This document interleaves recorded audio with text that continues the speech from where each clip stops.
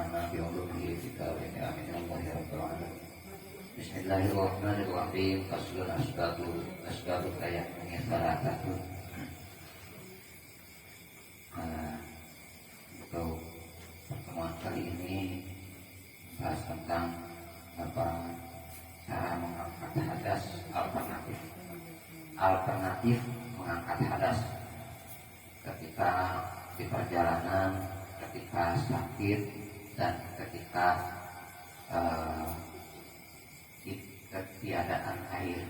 Kalau nggak ada air, caranya mengangkat hadas, baik itu hadas kecil maupun hadas besar, bisa dilakukan melalui tayamum, tetapi harus memenuhi syarat-syarat yang membolehkan tayamum itu dilakukan. Jadi nggak setiap orang bisa bertayamum. Artinya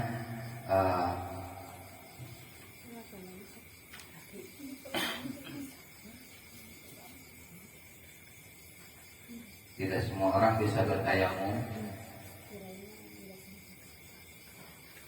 Jadi ada syarat-syarat yang harus dipenuhi.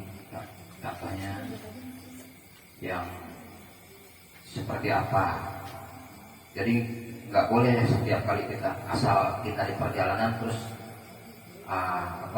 tayamum di dalam. Pokoknya kita naik kereta atau naik bis, udah tayamum aja, sholat di sini nggak bisa. Sekarang secara logikanya aja, kalau di keretanya aja yang ekonomi aja sekarang udah AC, kacanya tertutup, kira-kira ada debu masuknya dari mana? Yang ada juga air nempel di kaca gitu. Makanya kalau kita mau bertayamum di dalam kereta dengan AC yang begitu dinginnya, itu tidak memungkinkan.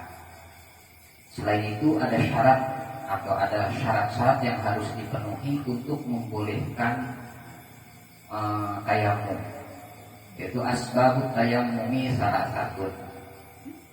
Sebab yang membolehkan seseorang bertayamum itu ada 3. Yang pertama faqdul ma'i, karena tidak ada air. Tidak ada air. Tidak ada air yang seperti apa maksudnya?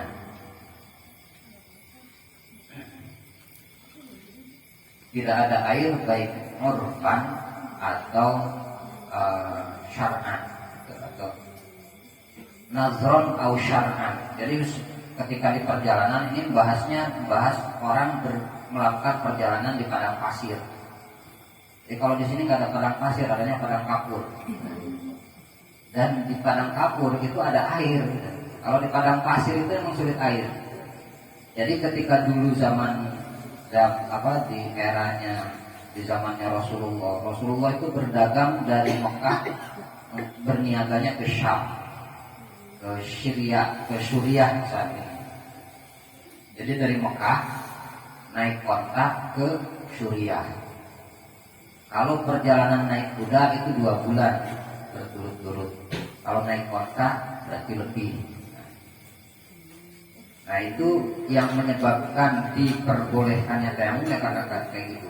Di padang pasir jangankan buat wudu, buat minum aja nggak ada.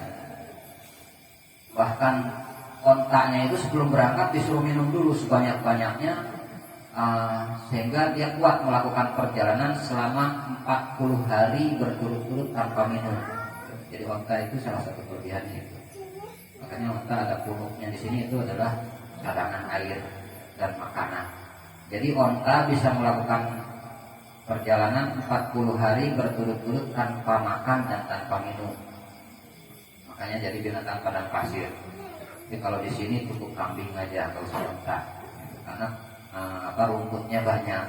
Kalau di padang pasir nanti jarang.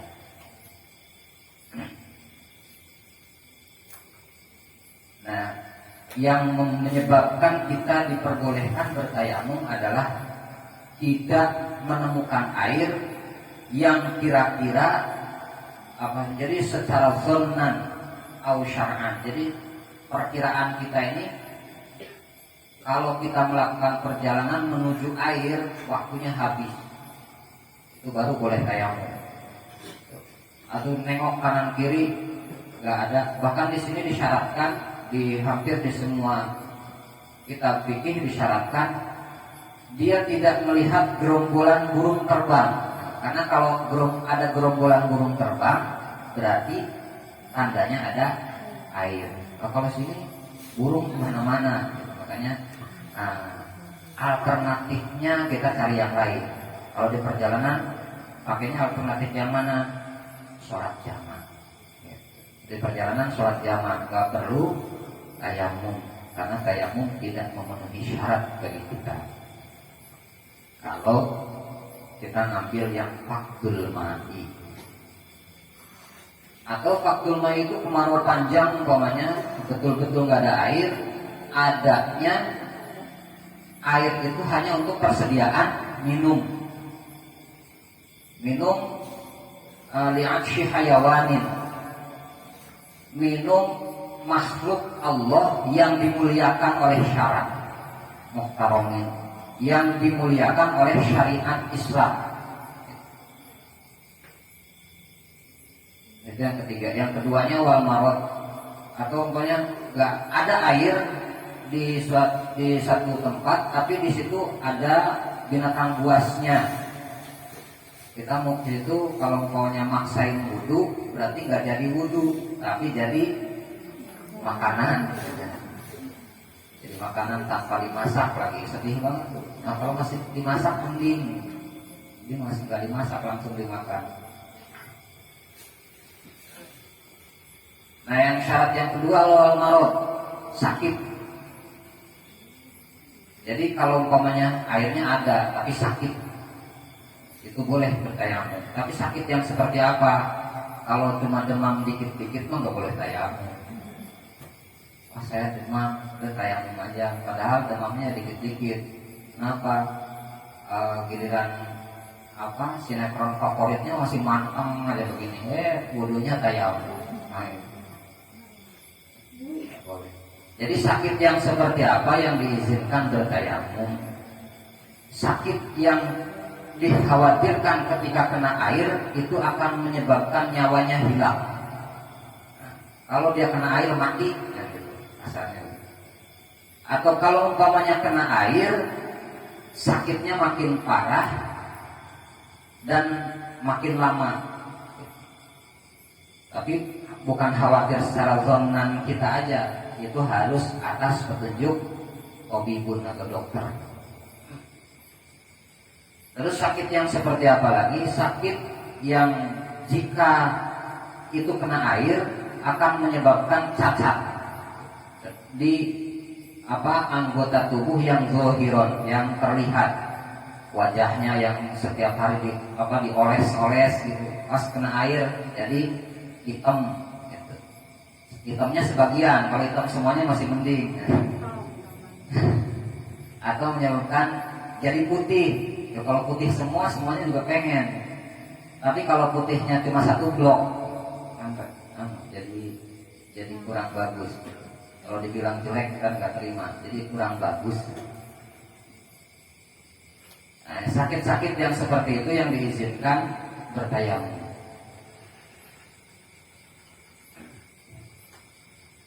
Yang ketiga, jika air ada, jika dia tidak sakit dan ada air, tapi airnya sedikit dan hanya cukup untuk persediaan minum. Sedangkan di situ ada makhluk-makhluk Allah yang muhtaramin. Muhtaramin itu yang dimuliakan oleh syariat Islam. Emang ada makhluk yang tidak dimuliakan oleh syariat? Ada. Siapa aja? Jadi pada dasarnya semua makhluk itu dimuliakan oleh syariat, dianggap mulia. Tapi ada wa ghairul muhtarami sittatun, ada 6 golongan makhluk yang tidak dimuliakan oleh syariat. Artinya ketika ada air, pilihannya dipakai wudhu atau buat minum, dia pakai wudhu aja, biarin aja dia kehausan dan mati kehausan. Siapa aja makhluk tersebut? Yang pertama tarikus sholat, orang yang meninggalkan sholat. Orang yang terbiasa meninggalkan sholat kehausan, kita punya air buat wudhu, berikan air itu ke yang haus, apa kita pakai aja buat wudhu? Pakai aja buat wudhu, biarin aja dia mati kehausan. Itu tarikus sholat, tidak dimuliakan oleh syariat. Alhamdulillah, alhamdulillah min dzalik. Tarikus sholat yang seperti apa? Jadi tarikus sholatnya jangan asal ya. Ba'da amril imam, setelah dia dikasih tahu bahwa sholat itu wajib, setelah dia ditegur harus ada teguran yang seperti apa? Sesuai dengan tuntunan, yaitu man ra'a minkum munkaron falyughayyir biyadihi wa illam yastati fa bilisani wa illam yastati fa biqalbihi wa huwa aqrabul iman. Barang siapa yang melihat kemungkaran, maka rubahlah dengan tangannya. Tapi kalau nggak mampu dengan tangannya, pakai lisani, dengan lisan diomongin. Kalau nggak mampu dengan lisan, pakai kolbi, cukup mengingkari dalam hati. Bahwa at'abul iman, mengingkari dalam hati adalah at'abul iman. Nah, makna dari man ra'a minkum munkaran falyughayyir biyadihi itu bukan berarti ada orang lagi judi langsung tonjokin, enggak. Atau langsung aja dibakar bareng-bareng, enggak. Tapi falyughayyir biyadihi adalah rubahlah atau cegahlah kemungkaran tersebut biyadihi dengan kekuasaannya. Kekuasaan ya dalam hal ini berarti orang-orang yang punya kuasa pemerintah, polisi, satpol pp, lihat pada mojok tempat sepi, bubarin sama satpol pp. Ya termasuk ya kalau di sini ya berarti tegurannya dari pemerintah daerah setempat, dari seksi keamanan, RW, Kades dan lain-lain. Ada mas. Nah kalau kita sekonyong-konyong ada orang zina langsung kita samperin ke rumahnya, itu nggak bisa, nggak boleh, karena tidak bersesuaian. Karena biadih itu maksudnya dengan kekuasaannya, dia bisa menciptakan aturan. Kalau orang yang berkuasa menciptakan aturan, anggota DPR bisa menciptakan aturan, kalau di tingkat desa ada BPD. Nah, di lingkungan ada pengurus lingkungannya. Jadi para pengurus lingkungannya bukan istilahnya warga biasa langsung gedor-gedor rumah orang yang dianggap maksiat, karena itu malah jadi ribut, jadi berantem. Menurut dianggap paling apa sih sok suci, apa sih kepo ngurusin urusan orang. Nah, fa illam yastati fa bilisani, kalau nggak punya kekuasaan fa bilisani, maka dengan lisan. Bagi siapa? Bagi para sepuh, para tokoh. Fa bilisani dinasehati maksudnya. Biqadril imkan, dengan sekira-kira kemungkinannya, kemampuannya. Jadi jangan terlalu memaksakan. Pengaruhnya sebesar apa, jangan terlalu memaksakan. Nah, ketika tidak punya saya mah bukan penguasa, bukan tokoh, ya saya warga biasa, berarti fabi qalbi, cukup di dalam hati mengingkari gitu, bahwa itu adalah perbuatan buruk. Jadi kita cukup nggak suka sama perbuatannya, bukan sama orangnya, tapi sama perbuatannya. Jadi yang pertama adalah tarikus sholat. Yang kedua yang tidak dimuliakan oleh syariat adalah wasaniha az-zanil muhsan. Orang yang sudah pernah berhubungan badan secara halal, artinya dia sudah pernah nikah, pernah berhubungan badan dalam nikahnya, terus melakukan perzinahan, itu tidak dimuliakan oleh syariat. Jadi pilihannya, ketika ada pilihan seperti itu tadi, biarkan dia mati kehausan daripada kita nggak wudu atau nggak mandi besar.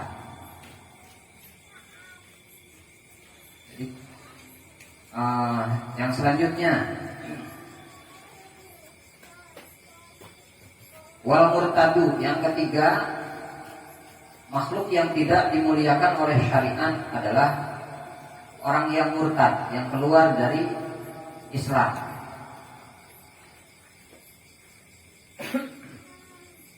Sehingga salah satu sahabat Rasul, Imam Ibnu Mas'ud radhiyallahu anhu, selalu berdoa, selalu melantunkan doa ini dalam setiap doanya. Allahumma inni as'aluka imanan la yartaddu wa na'iman la yanfaddu wa qurrata 'ainin la tanqati wa murafaqata nabiyyika sallallahu alaihi wasallam fi a'la jinanil khuldi. Ya Allah, berikanlah, Allahumma inni as'aluka, ya Allah, aku memohon kepadamu imanan la yartaddu, iman yang tidak diakhiri dengan kemurtadan, keluar dari Islam. Dan selanjutnya, yang keempat, wal kafirul harbi, yang tidak dimuliakan oleh syariat adalah kafir al harbi, kafir yang memusuhi.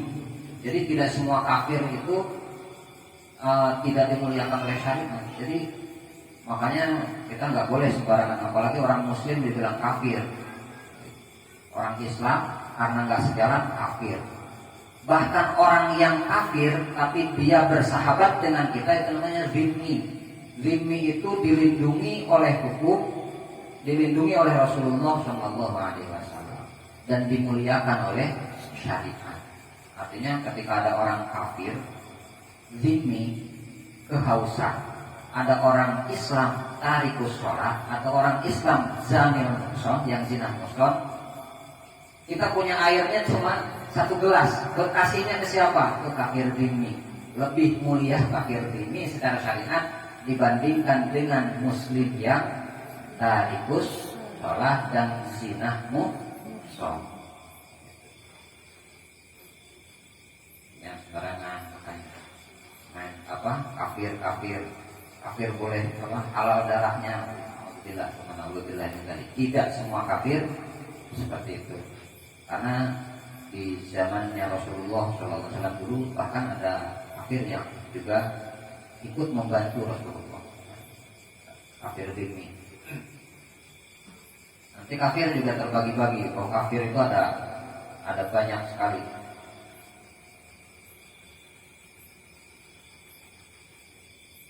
Kafir itu wayang qasimu ila arba'ati aqsami. Kafir itu ada 4. Yang pertama kufrun, ingkarun, kafir ingkar. Kafir ingkar adalah kafir yang galak dan dia mengingkari seluruh ajaran Islam. Dia tidak beriman pada Allah dan Rasulnya. Yang kedua wa kufru inadin, kufur inad. Yang ketiga kafir nifak. Kafir nifak itu apa? Kafir munafik. Gitu. Dia menampilkan ibadah, dia menampilkan ketakwaan, ketaatan, padahal dia tidak beriman. Dia menampilkan diri sebagai orang beriman, tapi dia tidak melakukan perintah-perintah Allah, dan dia selalu melanggar larangan-larangan Allah. Itu kafir munafik. Yang keempat, udah semua ya. Yang pertama kafir ingkar, yang kedua kafir juhud, kafir juhud. Yang ketiga kafir inad, yang keempat kafir nifak. Kafir ingkar adalah Allah ya'rifallahu aslan. Dia sama sekali tidak mengenal Allah, tidak mempercayai Allah. Wala ya'tarifu bihi, dan dia juga tidak mengakui Islam, mengakui keberadaan Allah. Wa kufrul juhud, kafir juhud yang seperti apa? Wa ayya'rifallahu biqalbihi wa la yaqra bilisani. Kafir juhud adalah dia percaya sama Allah tapi hatinya percaya sama Allah, tapi lisannya tidak mau mengakui. Itu kafirnya siapa? Kafirnya iblis. Iblis itu percaya sama Allah, bahkan iblis itu makrifat. Iblis pernah tinggal di surga. Dulu sebelum Nabi Adam diciptakan, iblis itu sudah jadi penghuni surga. Jadi gimana ceritanya kalau iblis enggak percaya sama Allah? Dia makrifat, dia yakin tentang kuasanya Allah. Dan iblis dulu adalah pengajarnya para malaikat. Jadi dibanding para malaikat yang lain, dia itu justru yang paling alim, paling pintar. Maka dia ditugaskan untuk mengajar para malaikat. Sehingga ketika dia mengajar, dia minta sama Allah, ya Allah, saya akan ngajar para malaikat. Kalau orang ngajar itu sebaiknya diberi wibawa yang besar, biar makin mantap ngajarnya. Maka pinjamkanlah takaburmu untuk saya. Dia minta dipinjemin takaburnya. Karena iblis meminta dipinjemin takaburnya Allah, maka ablas min rahmatillah, dia dikeluarkan dari rahmatnya Allah, sehingga dia ditutup, dijadikan penghuni neraka yang abadi.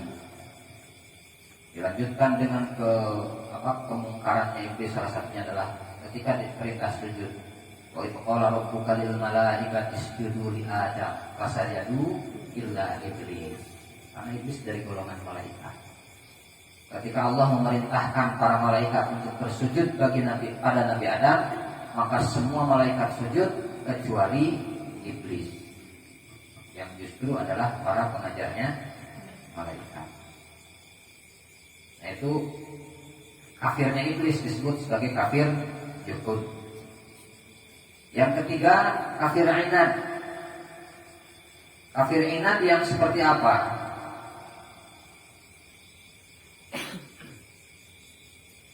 Ayya'rifallahu biqalbi wa ya'tarifa bilisani wa la yadinu bihi. Dia hatinya mengakui, lisannya mengikrarkan, tapi badannya tidak mau melakukan. Itu namanya kafir inad. Banyak juga di kita.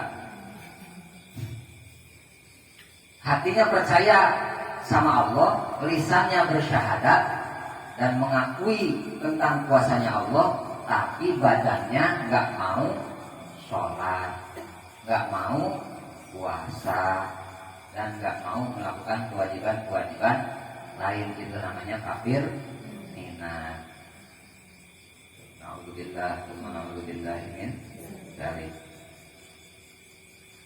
Sedangkan yang dinamakan dengan kafir nifaq, yang keempat kafir nifaq. Kafir nifaq itu yang seperti apa? Bahwa ayyaqra'u bil lisan, ayyaqra'a bil lisan, wa la ya'taqidu bil qalbi. Lisannya mengikrarkan tapi hatinya tidak percaya. Itu kafir nifaq. Disebutnya orang yang kafir nifaq disebutnya munafik. Jadi jangan asal sebut munafik itu, karena munafik adalah golongan orang kafir. Wah, kamu munafik, yang sembarangan, karena doa akan kembali pada diri kita sendiri. Na'udzubillah min dzalik. Nah, yang selanjutnya yang tidak termasuk yang tidak dimuliakan oleh syariat adalah wal qalbul aqur. Anjing yang galak. Anjing galak sunnah dimandiin. Wal qalbul aqur, anjing yang galak. Anjing yang enggak galak itu masih dimuliakan. Jadi pilihannya, ada orang zina muhson, ada anjing yang enggak galak, dua-duanya haus. Kasih kemana airnya? Ke anjing yang enggak galak.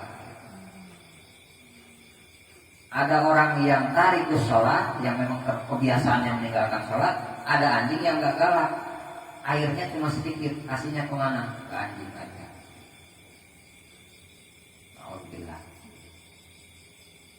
Wal khinzir yang ke-6, yang mutlak, binatang yang tidak dimuliakan oleh syariat baik itu galak ataupun tidak, itu adalah khinzir, babi. Babi itu mau galak ataupun enggak, dia tetap sunnah dibunuh. Kalau galak wajib dibunuh. Nah, anjing kalau galak sunnah dibunuh. Kalau enggak galak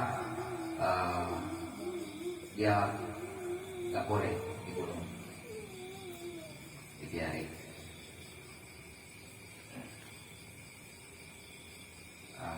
Hanya itu yang bisa disampaikan, mudah-mudahan bermanfaat.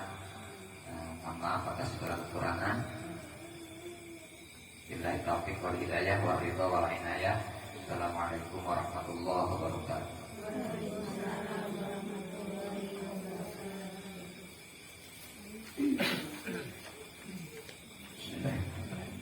Ibadallah rijalallah aghisuna bi ajlillah wa kunu aunana lillah asana bi fadlillah.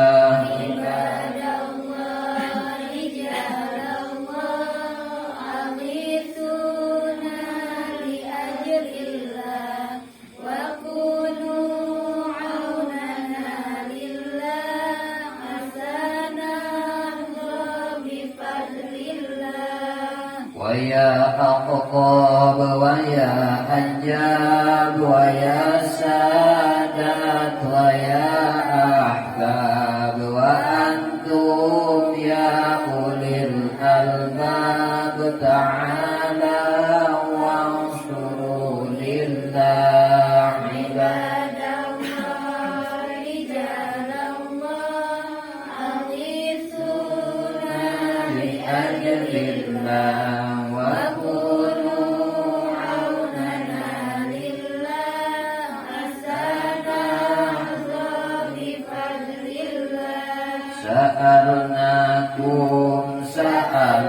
سألناكم وللزلفى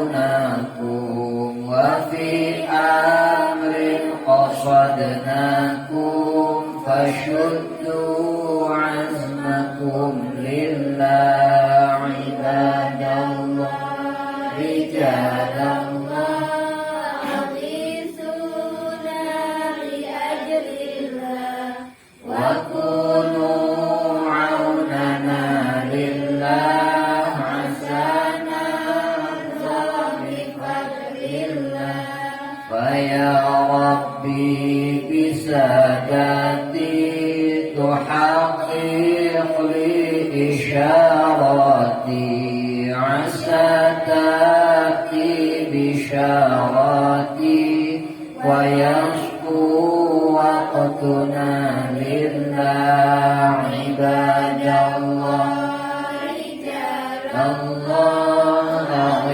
أغيثونا بأجل الله وكونوا عوننا لله عسانا بفضل الله بكشف الحجب عن عيني ورفع البين من بيني وطمس الكيف والعين بنور الوجه يا الله عباد الله رجال الله أغيثونا لأجل الله وكونوا عوننا لله عسانا بفضل الله صلاة الله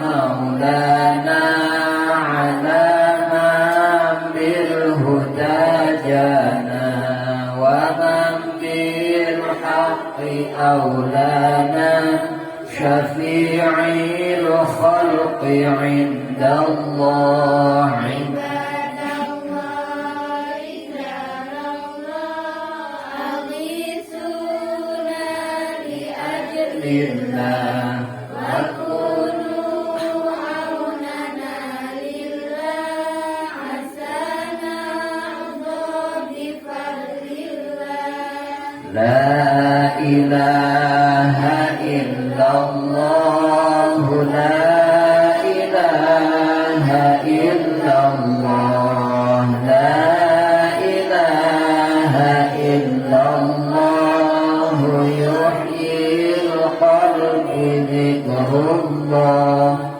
la ilaha illallah,